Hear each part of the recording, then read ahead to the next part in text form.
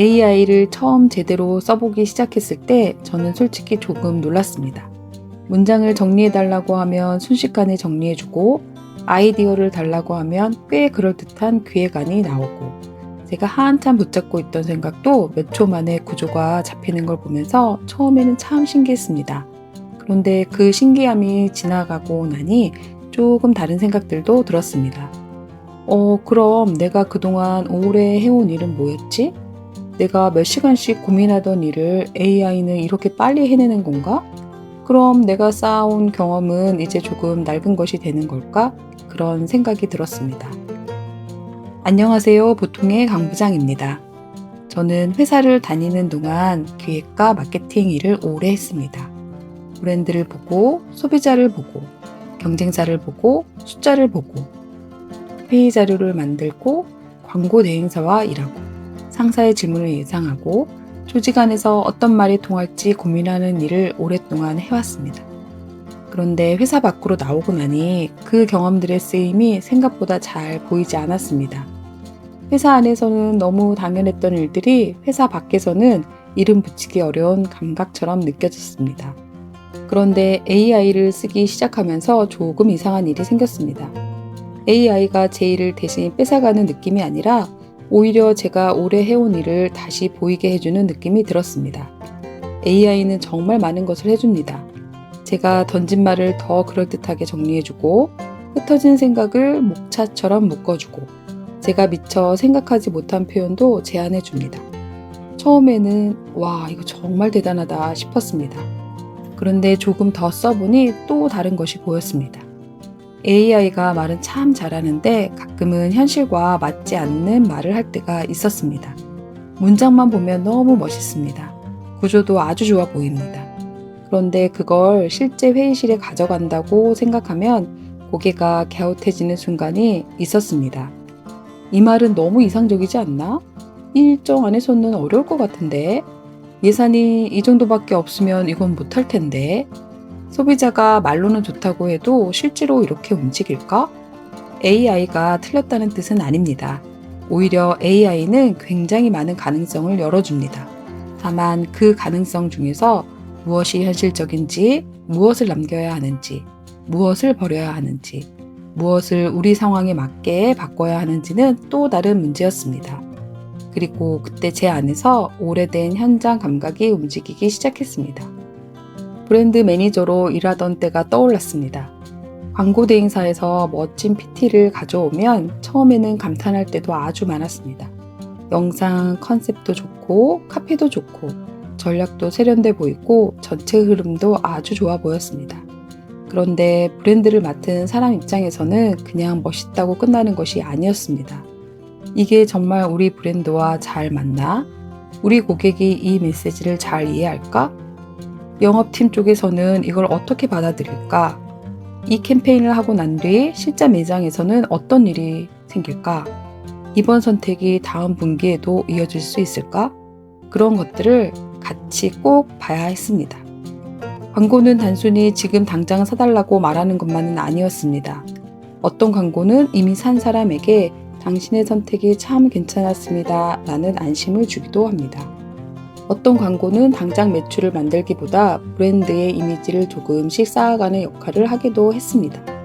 저는 그런 장면들을 보면서 기획이라는 일이 단순히 아이디어를 내는 일이 아니라는 걸 조금씩 배워갔습니다.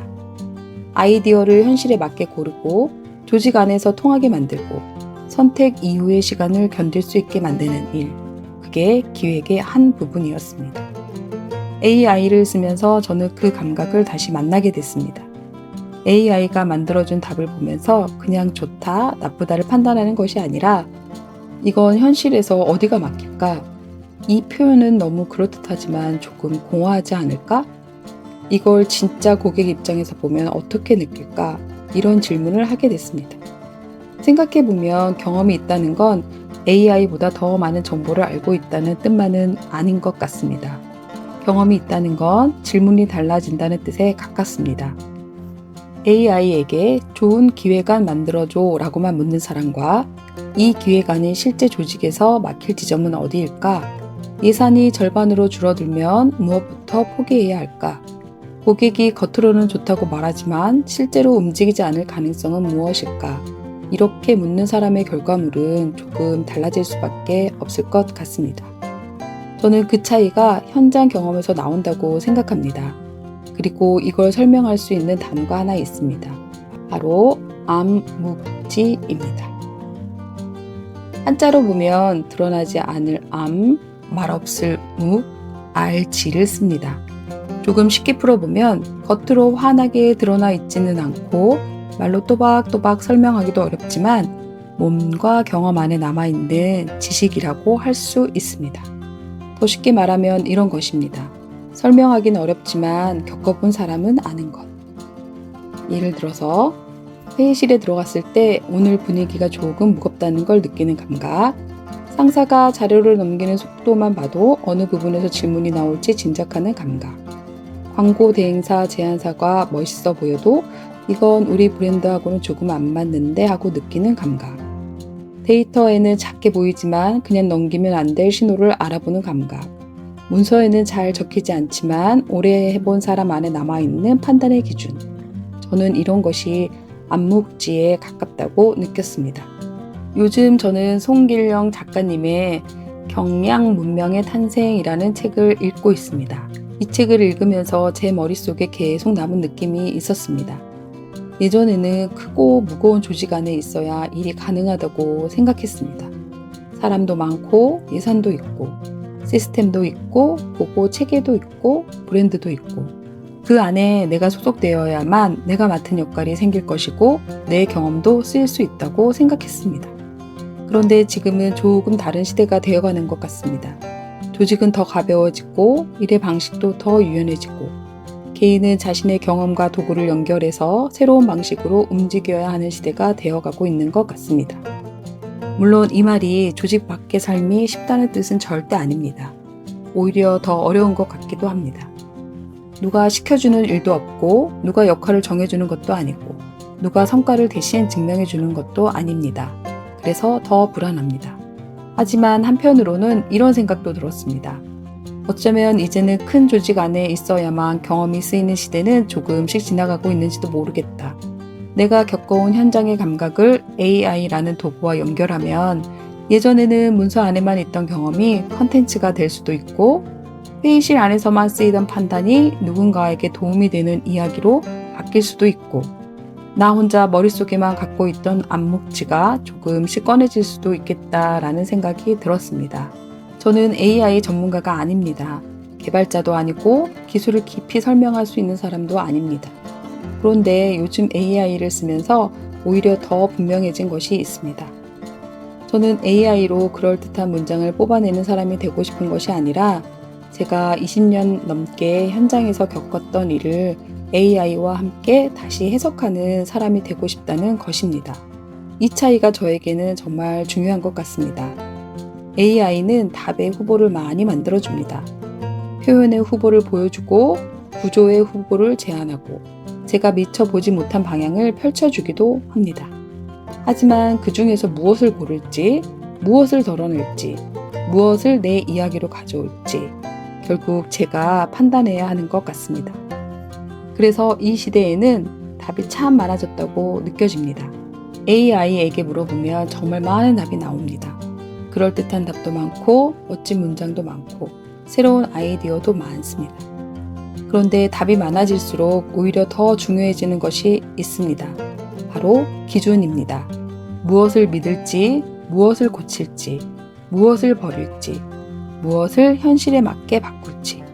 그 기준은 단순히 정보에서만 나오지는 않습니다. 제가 살아온 시간, 일해온 방식, 실패했던 경험, 회의실에서 배운 감각, 브랜드를 책임졌던 부담감, 그런 것들이 쌓여 제 안의 기준이 되어 있는 것 같습니다. 회사의 브랜드를 오래 들여봤던 사람이 이제는 자기 삶의 브랜드를 천천히 정리해보는 중입니다.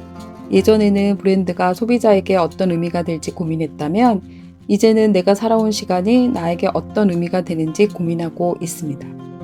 예전에는 제품의 장점과 고객의 필요를 연결했다면 이제는 내 경험과 누군가의 막막함을 연결해보고 싶습니다. AI는 그 과정에서 좋은 도구가 되어주고 있습니다. 생각을 펼쳐주고 표현의 후보를 보여주고 질문을 넓혀주고 제가 놓친 관점을 보여주기도 합니다. 하지만 마지막 판단은 아직 제 몫입니다. 이 말이 내 이야기와 맞는지, 이 표현이 너무 과장되지는 않았는지, 이 조언이 현실에서 정말 가능한지, 이 방향이 보통의 사람에게도 닿을 수 있는지, 그것을 판단하는 기준은 AI가 아니라 제가 살아온 시간 안에 있었습니다. 그러고 보면 경험은 쓸모가 없어진 것이 아니라 그냥 묻혀 있었던 것인지도 모르겠습니다. 회사 안에서 너무 오래, 너무 당연하게 써왔기 때문에 그게 중요한 경험인지도 몰랐던 것 같아요.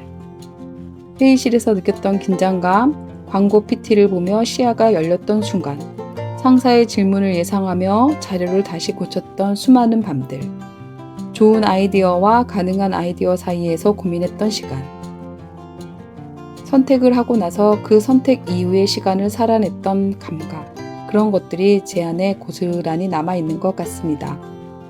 AI를 쓰면서 저는 오히려 그걸 알게 되었습니다. 저는 그것을 이제 조금씩 꺼내보고 싶습니다. 그래서 저는 제 경험이 낡았다고만 생각하지 않기로 했습니다. 낡은 것이 아니라 아직 정리되지 않았던 것, 쓸모없는 것이 아니라 아직 꺼내 쓰는 방법을 몰랐던 것. AI가 대신 사라질 수 없는 시간을 저는 이미 지나왔고 그 시간 속에서 생긴 감각은 아직 제 안에 남아 있었습니다.